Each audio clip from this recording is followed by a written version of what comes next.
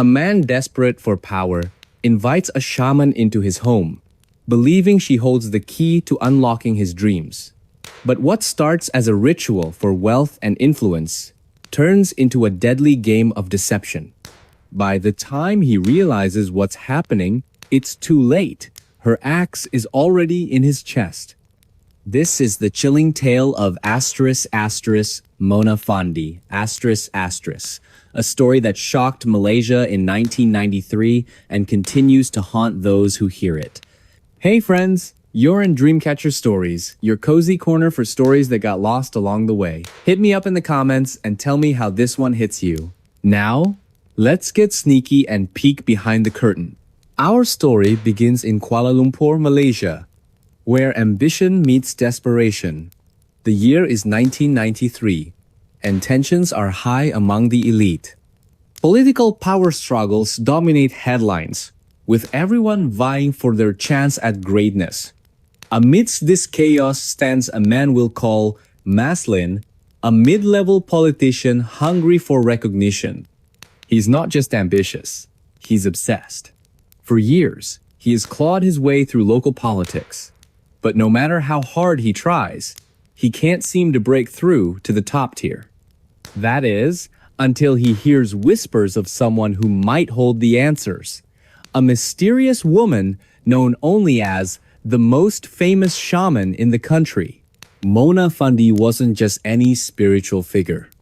Her name carried weight across Malaysia, spoken in hushed tones by those seeking shortcuts to success. Some called her a miracle worker. Others whispered she dabbled in dark magic. To Maslin, however, Mona represents hope, a lifeline to reclaiming the clout and influence slipping through his fingers. Desperate, he arranges a meeting, inviting her and two companions, her husband and assistant, into his lavish home. Everything seems normal at first glance. Candles flicker softly in dimly lit rooms, incense fills the air, and Mona exudes an aura of calm confidence.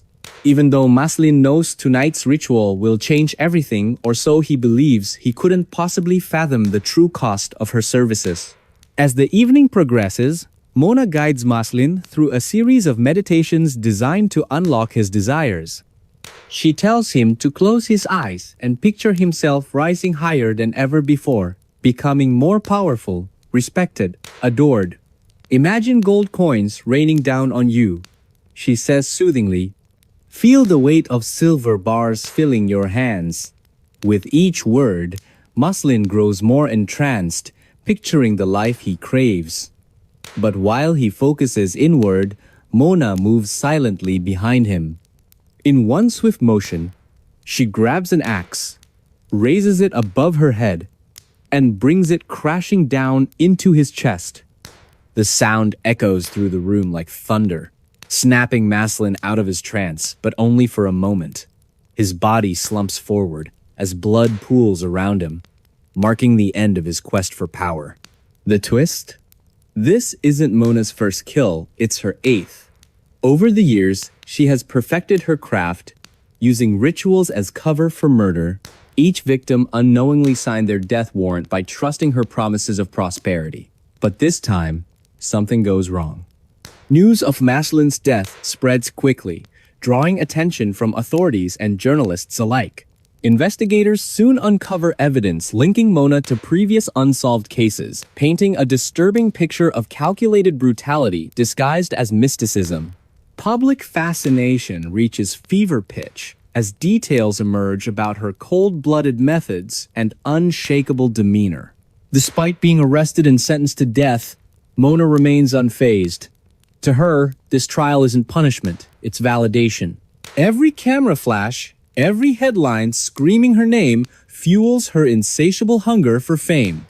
On the day of her execution, she walks to the gallows with a smile, treating it like a red carpet event rather than a grim finale.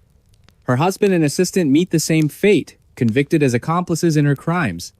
Yet even in death, Mona's legacy lives on, a haunting reminder of how far some will go to achieve infamy. Fast forward to modern times, and technology offers new ways to revisit old mysteries. Advances in forensic analysis allow researchers to examine cold cases with fresh eyes, uncovering patterns once hidden in plain sight. A team led by Dr. Emily Carter applies machine learning algorithms to sift through decades-old records, flagging connections between seemingly unrelated incidents. Their findings suggest Mona may have inspired copycat killers or been part of a larger network exploiting vulnerable individuals. Could there be more victims waiting to be discovered?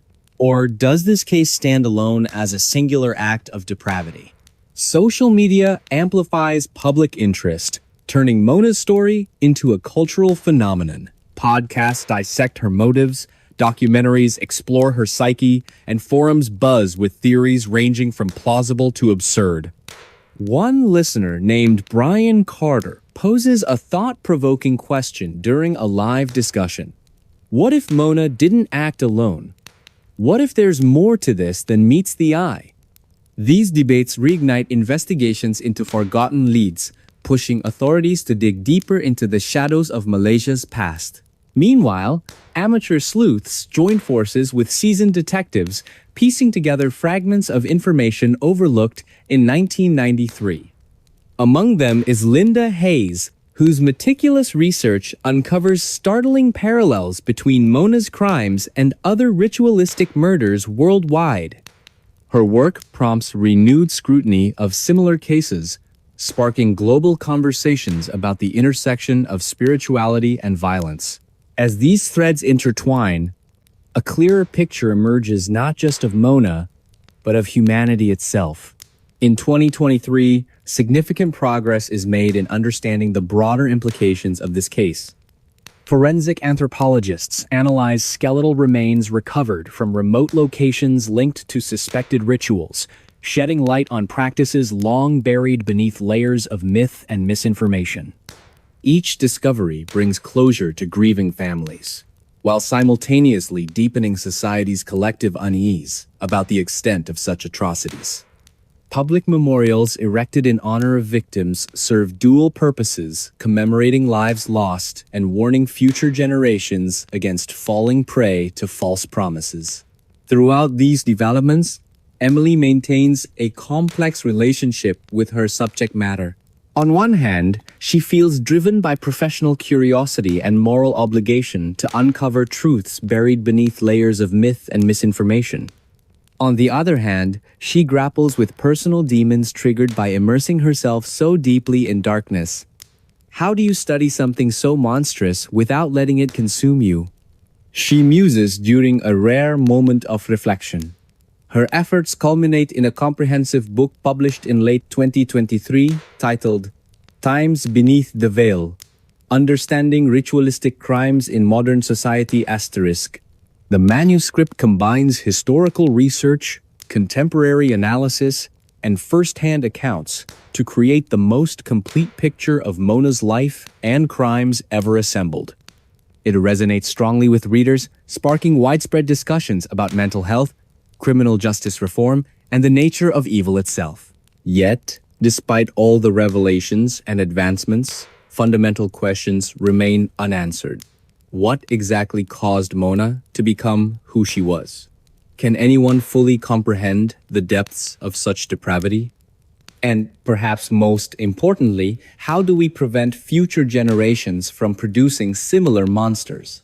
These queries linger heavily over the conclusion of our narrative, reminding us that while much has been learned since Mona's time, much remains mysterious.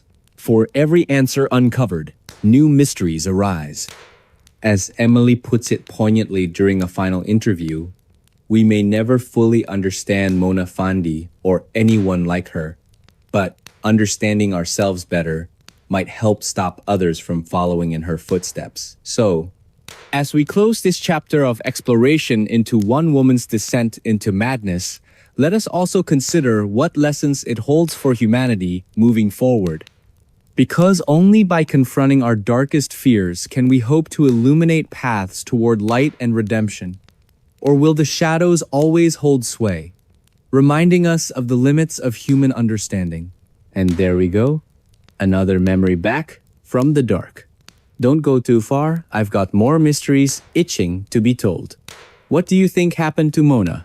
Let me know in the comments below. Your thoughts matter, and they shape the stories I share next. So go ahead, type it out, and hit send. I'll see you there.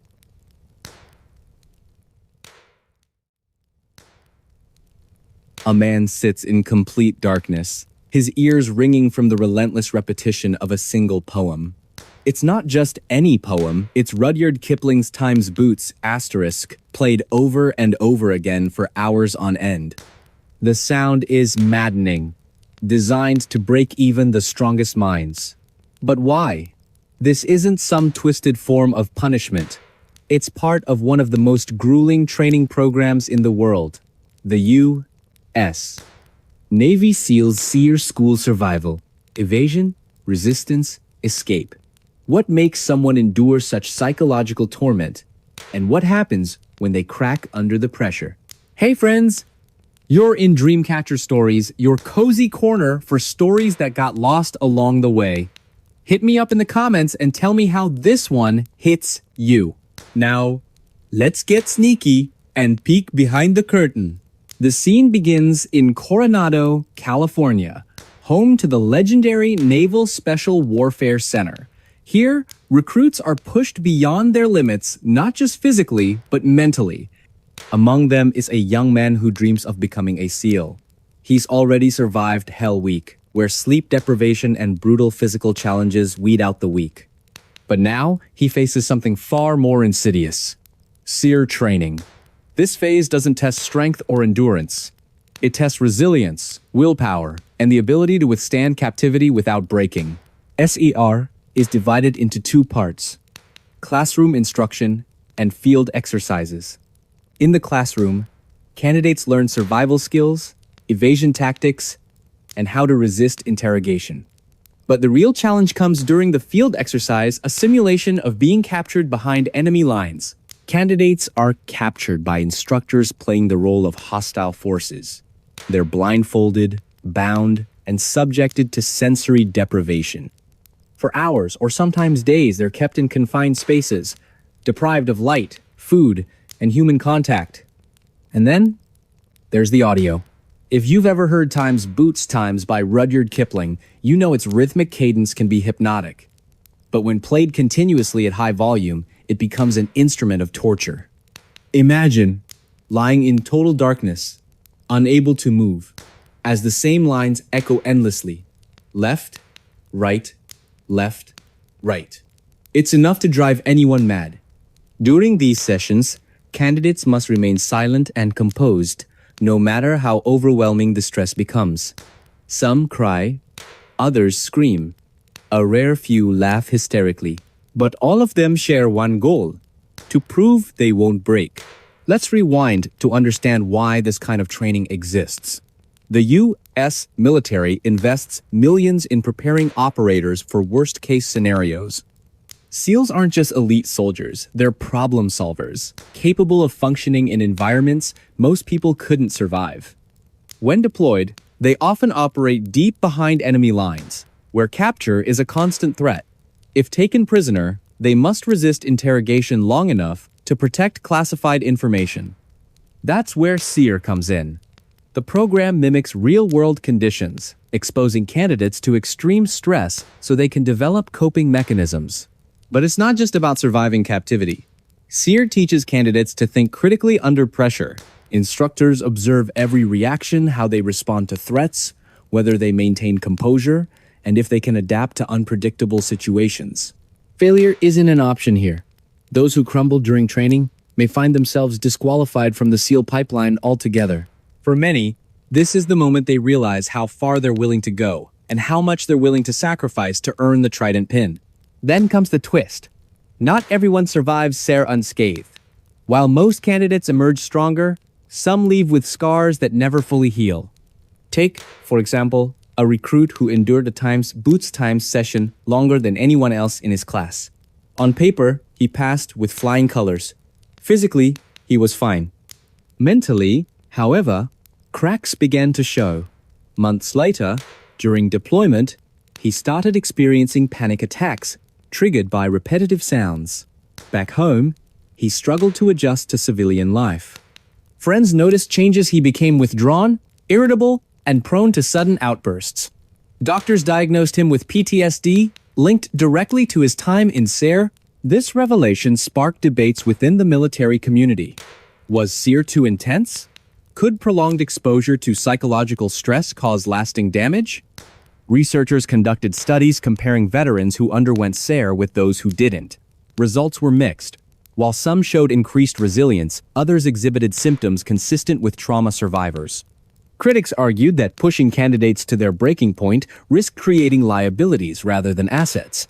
Supporters countered that war zones don't offer second chances, and neither should training.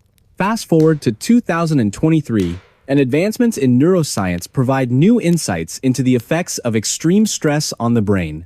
Brain imaging technology reveals structural changes in individuals exposed to prolonged sensory deprivation and auditory overload. These findings prompt reforms in SARE protocols, emphasizing mental health support alongside physical conditioning. Candidates now receive counseling before and after training, ensuring they're equipped to handle both the rigors of service and the aftermath of combat. Social media platforms buzz with discussions, piecing together fragments of information related to SARE.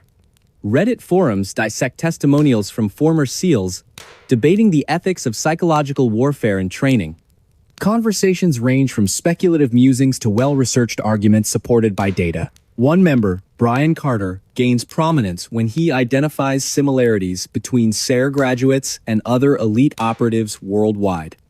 His findings prompt renewed scrutiny of potential links between rigorous training methods and long-term psychological impacts.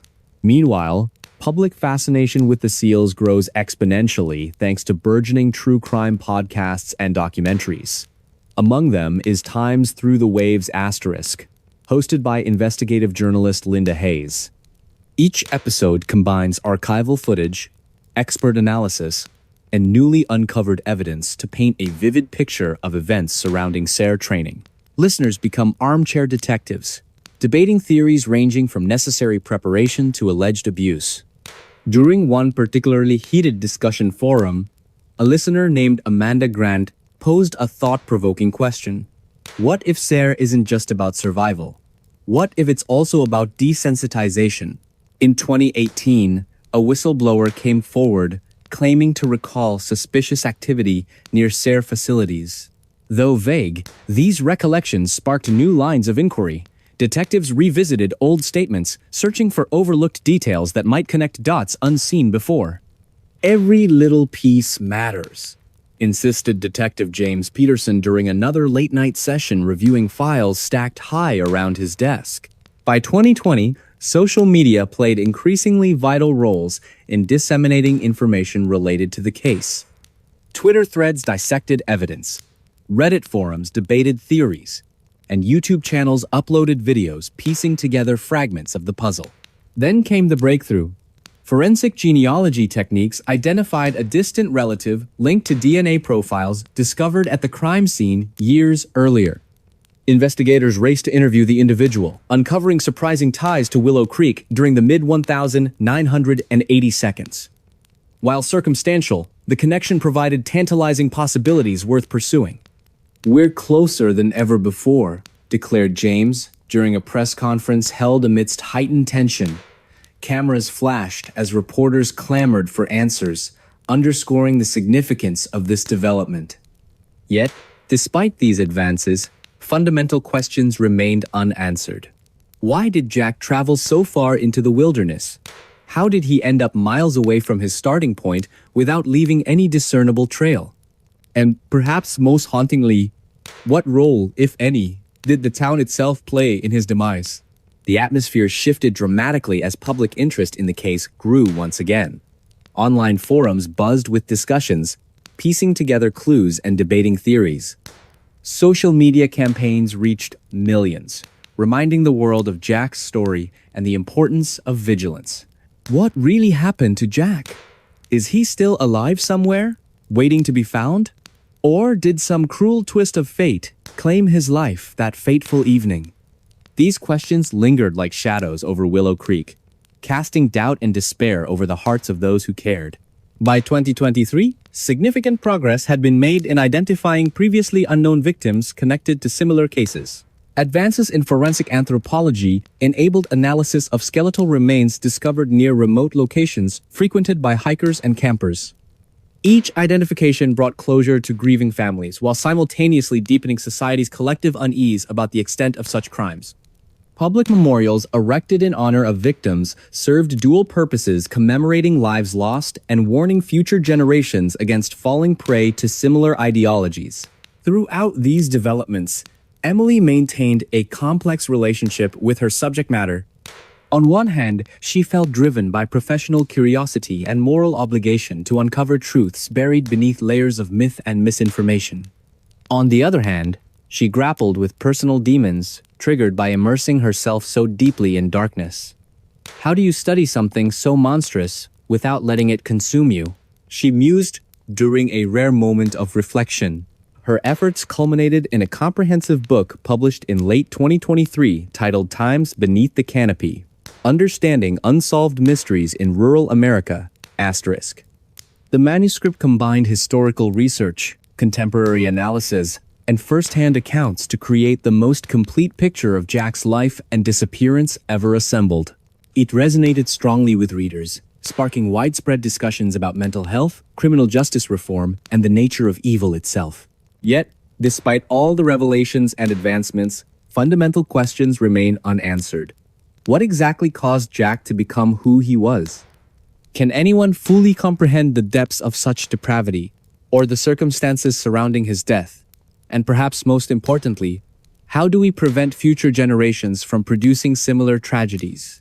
These queries weigh heavily over the conclusion of our narrative, reminding us that while much has been learned since Jack's time, much remains mysterious. For every answer uncovered, new mysteries arise. As Emily puts it poignantly during a final interview, we may never fully understand Jack or anyone like him, but understanding ourselves better might help stop others from following in his footsteps. So, as we close this chapter of exploration into one man's descent into chaos, let us also consider what lessons it holds for humanity moving forward. Because only by confronting our darkest fears can we hope to illuminate paths toward light and redemption. Or will the shadows always hold sway, reminding us of the limits of human understanding? Now, imagine yourself walking through your neighborhood after hearing this tale. Who knows what secrets lie beneath the surface? And remember, while stories like Jack's may terrify us, they also remind us of our capacity to overcome adversity. Because in the end, it isn't the darkness that defines us, it's how we choose to respond to it. Do you believe the case will ever be fully solved? Or does its identity remain forever shrouded in darkness? As we ponder these questions, let us remember the life touched and tragically ended by this horrific act.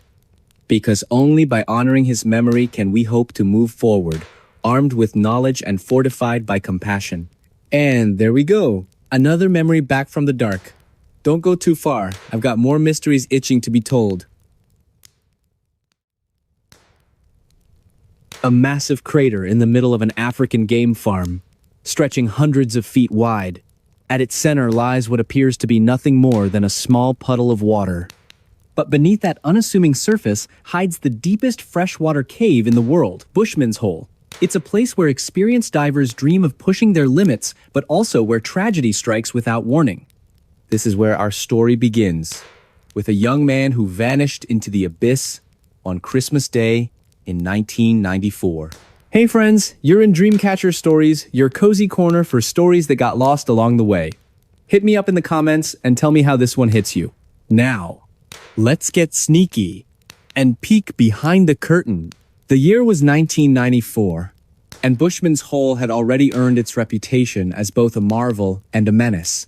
Located on a privately owned farm in South Africa, it wasn't just any dive spot. It was a challenge for adrenaline junkies, thrill seekers, and those brave enough to face the unknown. For Dion Dreyer, a 20-year-old adrenaline enthusiast from South Africa, the allure was irresistible. By the time he reached his late teens, Dion had already built motorcycles, raced cars, and dabbled in extreme sports. But his true passion lay in exploring underwater caves. logging nearly 200 dives before being invited by a group of divers to explore Bushman's Hole over the holiday break. On paper, the plan seemed straightforward. Descend to about 492 feet, roughly halfway down the cave, and return safely. The team consisted of seasoned divers, all confident in their abilities. As they prepared for the dive, excitement buzzed through the air. They checked their gear meticulously, ensuring everything was in perfect working order. Little did they know, the events of that day would haunt them forever. The descent went smoothly at first. The water was eerily calm, almost inviting, as if concealing the danger lurking below. About halfway through the ascent, however, things took a turn. One diver glanced back to check on Dion, giving him the universal OK hand signal. Dion responded in kind, signaling that all was well. His flashlight illuminated the murky depths around him, casting eerie shadows against the rocky walls of the cave. But moments later, when the same diver turned again to look for Dion, he was gone. Panic set in immediately. The diver signaled the others above him, halting the group mid-ascent. He swam as fast as he could toward the last known location of Dion, only to find his flashlight still attached to his gear, wavering faintly as it sank deeper into the darkness. Realizing the futility of attempting a rescue at such depths, the diver reluctantly returned to the surface, heartbroken and defeated. Dion Dreyer had disappeared into Bushman's Hole, leaving behind no trace except his helmet, which authorities later recovered using a robot. For Dion's parents, the pain of losing their son was compounded by the fact that they never received closure. Without a body to bury, they erected a plaque near the entrance of Bushman's Hole to commemorate his life. Years passed, and the memory of Dion faded into legend among local divers. Every so often, someone would mention seeing something unusual during a dive, but nothing concrete ever surfaced until 10 years later. In 2004, Dave Shaw, a 50-year-old veteran cave diver, embarked on a daring expedition to reach the bottom of Bushman's Hole. Reaching the 800-foot mark, Shaw became only the third person in history to achieve such a feat. Upon touching down on the sloping floor of the cave, he detached from his reel, switched on his flashlight, and began scanning the surroundings. About 50 feet away, he spotted something chilling, a human body lying motionless on its back, arms stretched out toward the surface. Shaw approached cautiously and instantly recognized the remains as belonging to Dion Dreyer. Shaw examined the body carefully, assessing whether it could be retrieved. Determined to bring closure to Dion's family, Shaw devised a meticulous plan to recover the remains. 10 days after submerging himself into the abyss, Shaw entered the water once again, this time equipped with a camera mounted on his helmet to document the operation. Dion's parents arrived intentionally late, standing quietly at the edge of the water, hoping not to add pressure to Shaw's mission. Descending rapidly, Shaw reached the bottom faster than expected. Locating Dion's body, he worked quickly, securing the remains inside a body bag. However, as he ascended, something went terribly wrong. Suffering from nitrogen narcosis, a condition caused by breathing compressed gases at depth, Shaw grew disoriented. Despite his best efforts to make it back to safety, his movements slowed dramatically. His breathing became labored, then silent. Moments later, Dave Shaw was dead. When the recovery team arrived to retrieve their equipment, they sang Amazing Grace in memoriam for the fallen diver. As they began pulling up the lines, bubbles rose from the depths, drawing their attention. To their astonishment, they realized the bubbles belonged to Shaw's body and miraculously Dion's as well. Somehow, Shaw had managed to free Dion before succumbing to his fate. When the line was pulled, both bodies floated to the surface, fulfilling Shaw's promise to bring Dion home. Back at the morgue, investigators discovered Shaw's camera intact. Reviewing the footage frame by frame revealed the harrowing final moments of his journey. Though Shaw ultimately perished, his sacrifice ensured that Dion's family finally received the closure they had waited a decade for. This tragic tale raises questions that linger long after the story ends. What drives individuals like Dion and Dave to pursue such perilous adventures? Is it bravery, recklessness, or perhaps an insatiable curiosity about the unknown? And most importantly, How do we honor their memories while learning from their mistakes? And there we go. Another memory back from the dark. Don't go too far, I've got more mysteries itching to be told. What do you think happened down there in Bushman's Hole? Let me know in the comments below. Your thoughts matter, and they shape the stories I share next. So go ahead, type it out, and hit send. I'll see you there. A young woman walking through the dense woods of Pennsylvania on a crisp autumn afternoon. She's alone, her boots crunching softly against the fallen leaves, when she stumbles upon something strange, a rusted metal object half buried in the earth.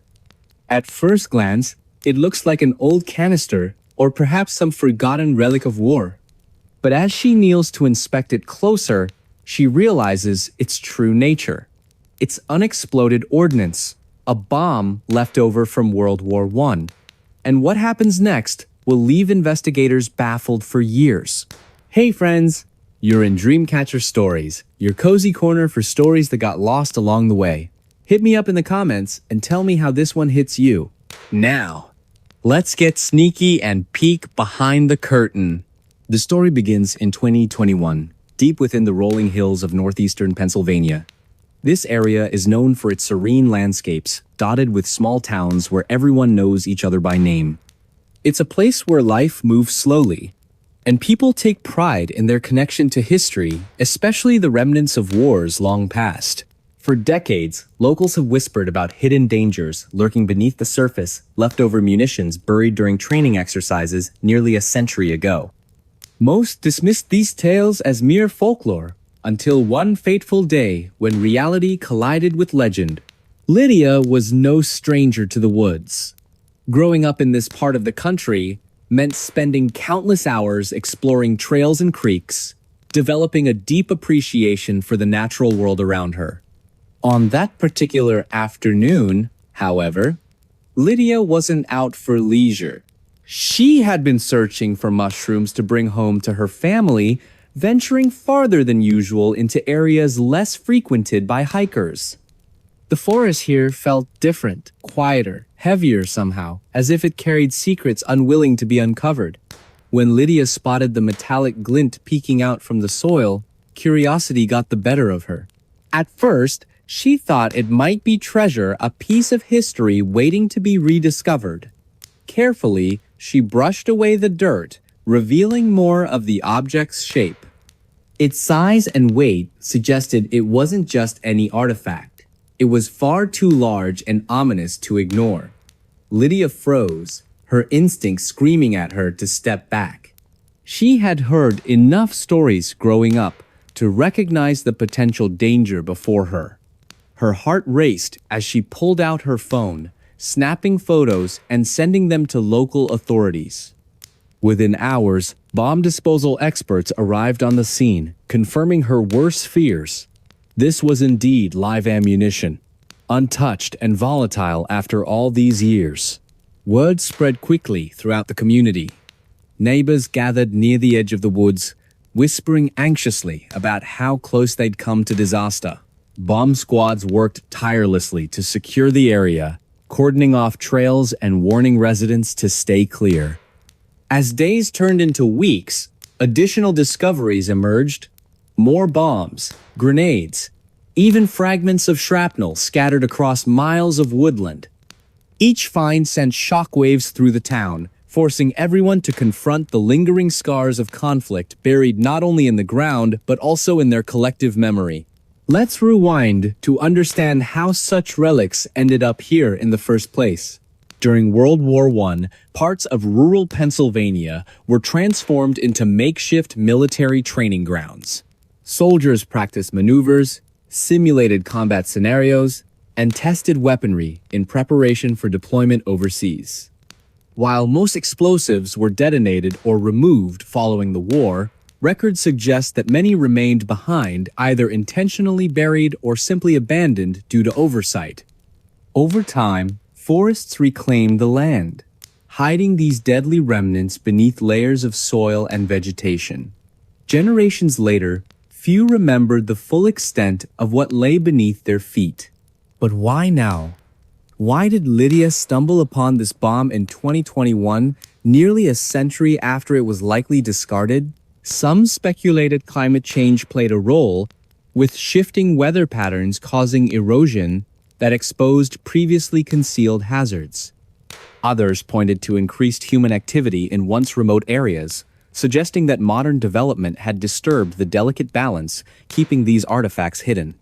Whatever the reason, Lydia's discovery marked the beginning of a broader reckoning, one that would force the town to grapple with both its past and present. As news of the unexploded ordnance spread beyond local borders, national attention followed. Journalists descended upon the town, eager to document the unfolding drama. Among them was Linda Hayes, an investigative reporter renowned for her work uncovering forgotten histories. Linda spent weeks interviewing residents, poring over archival documents, and collaborating with historians to piece together a comprehensive timeline of events. What she uncovered painted a chilling picture. Reports of similar incidents dating back decades, all linked to the same stretch of land. Yet somehow, none had triggered widespread alarm or action until now. Then came the twist. Forensic analysis revealed traces of chemical compounds inside several recovered bombs, indicating they may have been designed for biological warfare. While never deployed during World War I, experimental weapons programs explored such possibilities, leaving behind prototypes that posed catastrophic risks if mishandled. Could these devices still harbor active agents capable of causing harm? Authorities scrambled to assess the situation, enlisting toxicology experts and environmental scientists to evaluate potential threats. Meanwhile, panic gripped the community as rumors swirled about possible contamination affecting water supplies and wildlife. Public fascination with the case grew exponentially thanks to burgeoning true crime podcasts and documentaries. Among them was Time's Echoes of War*, hosted by investigative journalist Mark Thompson.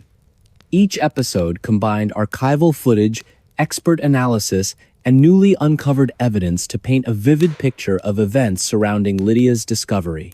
Listeners became armchair detectives, debating theories ranging from government cover-ups to accidental exposure. During one particularly heated discussion forum, a listener named Brian Carter posed a thought-provoking question. What if we're looking at more than just leftover bombs? What if this land holds darker secrets? Fast forward to 2023, and advancements in technology offered new hope. Researchers developed sophisticated imaging techniques capable of detecting underground anomalies without disturbing the soil. Using ground-penetrating radar and drone surveillance, teams mapped extensive networks of buried munitions spanning hundreds of acres. These findings prompted renewed scrutiny of similar cases nationwide, sparking debates about responsibility and accountability. Who should bear the cost of cleanup efforts? How could communities protect themselves from future risks while honoring the sacrifices made by those who trained on these lands? One breakthrough involved analyzing soil samples collected near recovery sites. Results indicated elevated levels of heavy metals and other contaminants, raising concerns about long-term ecological damage.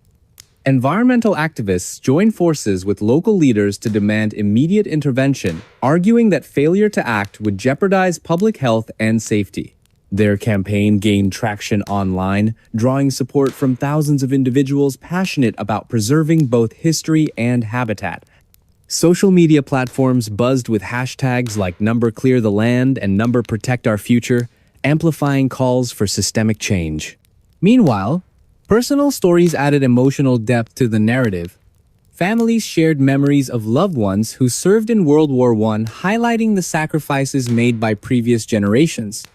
Others recounted harrowing encounters with unexploded ordnance, underscoring the ongoing threat posed by these silent killers. One grandmother recalled how her father narrowly escaped injury as a child when he accidentally unearthed a grenade while playing outside. "We've lived with this fear for so long," she said tearfully during a town hall meeting. "It's time someone finally listens." By now, you might think the story ends here, but it doesn't. In recent months, researchers announced they had decoded messages embedded in military correspondence archived during the war era. Using advanced algorithms, analysts identified patterns suggesting deliberate concealment of hazardous materials rather than accidental abandonment.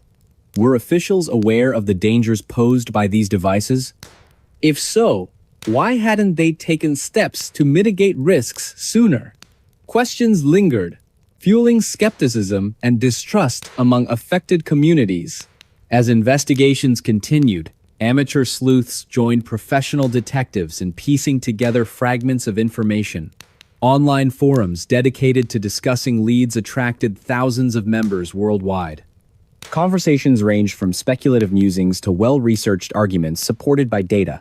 One member, Amanda Grant, gained prominence when she identified similarities between Lydia's case and other unsolved mysteries involving wartime debris. Her findings prompted authorities to explore connections previously dismissed as coincidental. Are we looking at isolated incidents or part of something larger? Throughout these developments, Emily maintained a complex relationship with her subject matter. On one hand, she felt driven by professional curiosity and moral obligation to uncover truths buried beneath layers of myth and misinformation. On the other hand, she grappled with personal demons triggered by immersing herself so deeply in darkness. How do you study something so monstrous without letting it consume you? She mused during a rare moment of reflection.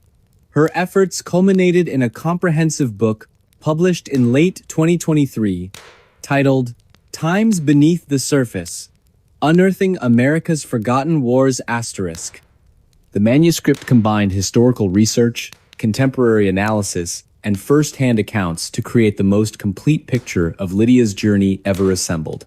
And there we go. Another memory back from the dark. Don't go too far. I've got more mysteries itching to be told. What do you think happened to Lydia? Let me know in the comments below. Your thoughts matter, and they shape the stories I share next. So go ahead, type it out, and hit send. I'll see you there. It was a quiet Sunday evening in rural Ontario, Canada, on August 15th, 1971. A young man, just 23 years old, is flipping through an old photo album in his cozy living room. The pages are filled with snapshots of adventure scuba diving in crystal clear waters, mountain biking down rugged trails, and skydiving above sprawling landscapes. He lived for adrenaline, always chasing the next thrill. But as he turned another page, there came a knock at the door, a sound that would change everything. Little did he know, this seemingly ordinary moment would spiral into one of the most baffling cases ever recorded. Hey friends, you're in Dreamcatcher Stories, your cozy corner for stories that got lost along the way. Hit me up in the comments and tell me how this one hits you. Now, let's get sneaky and peek behind the curtain. The small town where our story unfolds is picturesque, surrounded by dense forests and rolling hills. It's the kind of place where everyone knows each other, and life moves at a slow, predictable pace. Our protagonist, Michael, had grown up here, but never quite fit the mold of a quiet country boy. To those who knew him, he was magnetic, charismatic, daring, and always pushing boundaries. His walls were adorned with maps marking destinations he dreamed of exploring, and his bookshelves overflowed with tales of survival and exploration. Yet, despite his love for adventure, Michael remained deeply connected to his roots, often spending weekends helping neighbors or visiting family nearby. That fateful evening, Michael sat alone in his modest home, reminiscing about past escapades captured in photographs. As dusk settled over the horizon, casting long shadows across the room, the sudden knock startled him. Pausing mid-page flip, he rose from his chair and opened the door to find a police officer standing on his porch. The officer introduced himself politely, explaining that he was conducting routine checks in the area. Michael welcomed him inside, offering coffee as they chatted casually about local happenings. Nothing seemed unusual until later that night, when strange noises echoed outside Michael's house. As hours passed, unease crept into Michael's mind. He couldn't shake the feeling that something wasn't right. A distant rustling in the bushes caught his attention, followed by faint whispers carried on the wind. Venturing cautiously toward the window, he peered out into the darkness, squinting against the glare of moonlight filtering through trees. Shadows danced eerily, though no source could be identified. Returning to his seat, Michael tried dismissing the paranoia, convincing himself it was merely fatigue playing tricks on his senses. However, deep down, he knew better. Let's rewind slightly to understand what led us to this point. Earlier that week, rumors began circulating among townsfolk about peculiar occurrences: missing livestock, unexplained footprints left in freshly tilled soil, and eerie lights hovering near forest edges after sunset. Though dismissed initially as superstition or coincidence, these reports grew increasingly frequent, fueling anxiety within the community. Some whispered of ancient legends tied to the land, while others speculated about outsiders trespassing under cover of night. Whatever the truth, fear brewed silently beneath the surface, waiting for a spark to ignite chaos. Back to the present. Dawn broke without incident, leaving Michael relieved yet unsettled. Determined to uncover answers, he decided to investigate further. Armed with binoculars and a flashlight, he ventured into the woods surrounding his property. What he discovered chilled him to the bone: a series of cryptic symbols carved into tree trunks, forming a crude path leading deeper into the wilderness. Each step forward revealed more unsettling details. Discarded items belonging to missing persons, fragments of torn clothing snagged on branches, and hollowed-out animal carcasses arranged ritualistically around makeshift altars. Then came the twist. Upon reaching a clearing bathed in sunlight, Michael stumbled upon a makeshift campsite littered with personal belongings, unmistakably linked to recent disappearances plaguing the region. Among them lay journals detailing macabre rituals performed by someone known only as Mona, a name whispered with equal parts reverence and dread throughout neighboring counties. According to entries scrawled hastily in ink-stained handwriting, Mona claimed descent from a secretive lineage tasked with maintaining balance between worlds unseen. Her methods? Ritualistic executions designed to appease shadowy entities dwelling beyond mortal comprehension. Public fascination skyrocketed once word spread about Michael's findings. True crime enthusiasts flocked to online forums, dissecting every detail uncovered thus far. Podcast hosts like Linda Hayes dedicated entire episodes to unraveling Mona's twisted ideology, drawing parallels between her actions and historical accounts of occult practices dating back centuries. Listeners became armchair detectives, piecing together timelines and debating theories ranging from psychological manipulation to supernatural intervention. One particularly heated discussion centered around whether Mona acted alone or commanded followers operating covertly within plain sight. Fast forward to 2023, and advancements in forensic technology offered fresh insights into the case. Researchers applied cutting-edge DNA analysis techniques to trace potential links between Mona's victims, revealing patterns previously obscured by time and decay. Dr. Emily Grant, a renowned forensic psychologist specializing in criminal behavior, collaborated closely with Detective Mark Thompson, revisiting cold cases potentially connected to Mona's reign of terror. Their investigation extended beyond Ontario, uncovering similar incidents scattered across North America during the same era. Could these crimes represent extensions of Mona's activities, or were they copycat offenses inspired by media coverage of her atrocities? Meanwhile, social media platforms buzzed with activity as amateur sleuths joined forces with seasoned investigators. Reddit threads dissected evidence, Twitter hashtags trended globally, and YouTube channels uploaded videos analyzing cryptic messages embedded within Mona's journals. One user, Brian Carter, gained prominence after developing an algorithm capable of decoding hidden patterns within archived materials. His work attracted widespread acclaim, sparking renewed interest in unsolved mysteries long forgotten by law enforcement agencies. Are we looking at isolated incidents or part of something larger? Brian asked during a live Q&A session, prompting nods of agreement from participants. Atmosphere shifted dramatically as public intrigue surged once again. Forums buzzed with discussions, piecing together clues and debating theories. Conversations ranged from speculative musings to well-researched arguments supported by hard data.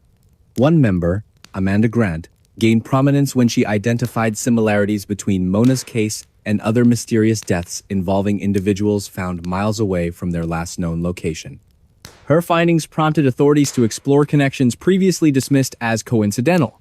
Are we looking at copycat crimes? Or does this suggest something larger? By now, you might think the story ends here, but it doesn't. In recent years, new developments reignited interest in the case.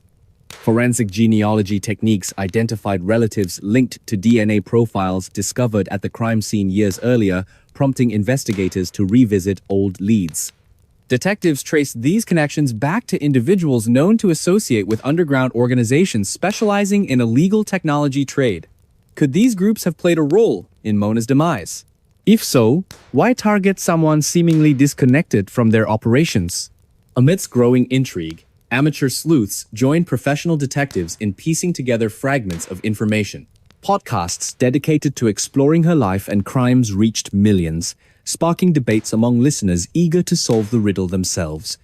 Episodes examining societal factors contributing to her descent into madness resonated strongly with audiences navigating uncertain times. Could such a mind exist today, armed with modern tools and access to classified systems? Host Paul Hayes posed this question rhetorically during the season finale of Time's Unraveling Genius Asterisk, leaving listeners pondering implications long after the episode aired. 2 years later, researchers announced they had decoded messages embedded in artwork created during her final days. Sophisticated image recognition software identified recurring themes tied to specific locations and dates corresponding to known events in her life. This revelation suggested she may have left deliberate clues intended to taunt authorities even beyond the grave. Was she playing games right up until the end? Emily Cotter, a forensic psychologist assigned to analyze her psychological profile, mused aloud during a private meeting with colleagues. Her voice cracked slightly, betraying exhaustion mixed with awe at the complexity of their subject. Atmosphere shifted dramatically as public interest surged once again. Forums buzzed with discussions, piecing together timelines and debating theories. Social media campaigns reached millions, reminding the world of her story and the importance of vigilance. What really happened to her? Is she still alive somewhere, waiting to be found? Or did some cruel twist of fate claim her life that fateful evening? These questions lingered like shadows over Willow Creek, casting doubt and despair over the hearts of those who cared. And there we go, another memory back from the dark. Don't go too far, I've got more mysteries itching to be told. What do you think happened to Michael? Let me know in the comments below. Your thoughts matter, and they shape the stories I share next. So go ahead, type it out, and hit send. I'll see you there. It was a cold night in 1980 when a young couple, fresh from celebrating their wedding day, drove down a quiet road in Watertown, Wisconsin. They were laughing, holding hands, and enjoying the start of their new life together. But what happened next would leave investigators baffled for decades. An unknown man approached their car, broke in, and shot them both to death before vanishing into the darkness without a trace. The killer's identity? A mystery. The motive? Unknown. It was as if he had simply appeared out of thin air. Hey friends, you're in Dreamcatcher Stories, your cozy corner for stories that got lost along the way. Hit me up in the comments and tell me how this one hits you. Now, let's get sneaky and peek behind the curtain. The story begins with a man who lived a double life. To those around him, he seemed like a reformed criminal, someone who had turned away from his dark past and embraced law-abiding citizenship. He raised a family, held down steady jobs, and presented himself as a pillar of respectability. But behind closed doors, things were far from perfect. His daughter, now grown, grew up fearing him.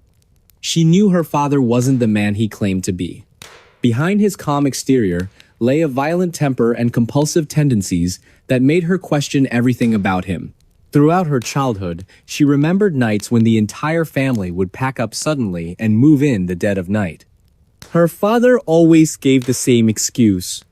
I was an informant back in jail, and some people I snitched on have found us. We need to disappear. But even as a child, she didn't believe him. Something felt off about these stories. As she grew older, her suspicions deepened.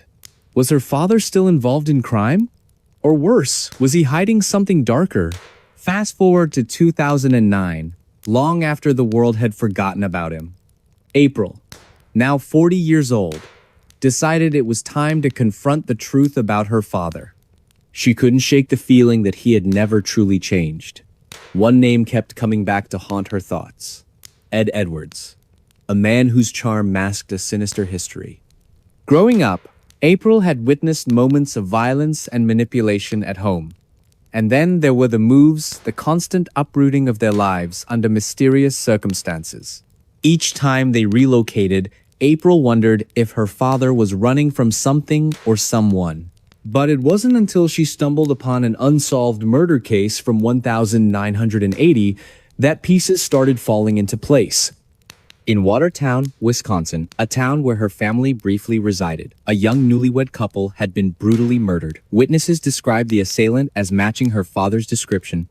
This revelation sent chills down April's spine. Could Ed Edwards have been responsible? Acting on instinct, April contacted the Watertown Police Department the very next day.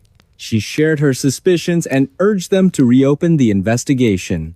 As detectives dug deeper, unsettling patterns emerged. Ed Edwards wasn't just any ordinary man. He was a career criminal with ties to multiple unsolved cases across the United States. From robberies to murders, his trail of destruction spanned decades. Yet, somehow, he managed to evade capture for most of his crimes. That is, until 2009, when DNA evidence finally caught up with him. Investigators linked him to several homicides, including the infamous Happy Face Killer murders, which earned their grim nickname due to Edwards' habit of drawing smiley faces near his victims' bodies. Let's rewind to understand the man behind the mask. Born in the early 20th century, Edwards grew up in poverty, surrounded by hardship. From a young age, he learned to rely on deceit and manipulation to survive. By adulthood, he had honed his skills into a deadly art form. Charismatic yet calculating, Edwards could charm anyone into trusting him, only to betray them later. His ability to blend into society allowed him to operate undetected for years. Even when caught, he often slipped through cracks in the justice system, leaving victims' families desperate for answers. Then came the twist. As authorities pieced together Edwards' criminal profile, they discovered shocking connections between his known crimes and other cold cases. For instance, the Watertown murders weren't isolated incidents. They fit into a larger pattern of violence stretching across state lines. Evidence suggested Edwards traveled extensively, committing crimes wherever he went.